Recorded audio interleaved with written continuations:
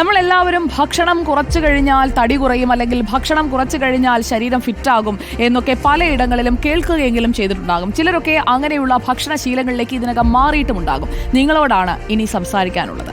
അശാസ്ത്രീയ ഭക്ഷണ നിയന്ത്രണം ശീലമാക്കിയതിനെ തുടർന്ന് ഗുരുതരാവസ്ഥയിലായ വിദ്യാർത്ഥിനി മരിച്ചു എന്ന വാർത്ത വല്ലാതെ ആശങ്കപ്പെടുത്തുന്നതാണ്.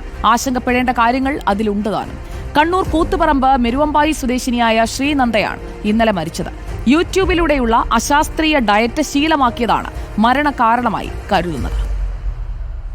ശാസ്ത്രീയമല്ലാത്ത ഏത് ആരോഗ്യ പരിപാലനവും ജീവൻ അപകടത്തിലാക്കുമെന്നതിന് ഒരു തെളിവ് കൂടിയാണ് കൂത്തുപറമ്പിൽ പൊലിഞ്ഞ 18-കാരിയുടെ ജീവൻ.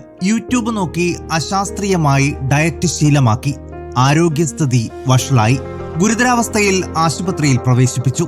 കഴിഞ്ഞ ദിവസം ആരോഗ്യസ്ഥിതി കൂടുതൽ വഷളാവുകയും മരിക്കുകയും ചെയ്തു. മെരുവമ്പായി ഹെൽത്ത് സെന്ററിന് സമീപം കൈതേരിക്കണ്ടി വീട്ടിൽ എം ശ്രീനന്ദയാണ് മരിച്ചത്. മട്ടന്നൂർ PRNSS കോളേജിലെ 1ാം വർഷ ബിരുദ വിദ്യാർത്ഥിനിയാണ് ശ്രീനന്ദ. പഠനത്തിൽ മിടുക്കി. പക്ഷേ ശാസ്ത്രീയമല്ലാത്ത ഭക്ഷണ നിയന്ത്രണം വഴിവെച്ചത് മരണത്തിലേക്ക്. ഭക്ഷണം കഴിക്കാത്തത് കാരണം വിദ്യാർത്ഥിനിയുടെ ആമാശയം ഉൾപ്പെടെ ചുരുങ്ങിയിരുന്നതായും പരിഹരിക്കാൻ കഴിയാത്ത ആരോഗ്യ പ്രശ്നങ്ങൾ ഉണ്ടായിരുന്നതായും ചികിത്സിച്ച ഡോക്ടർമാർ പറയുന്നു.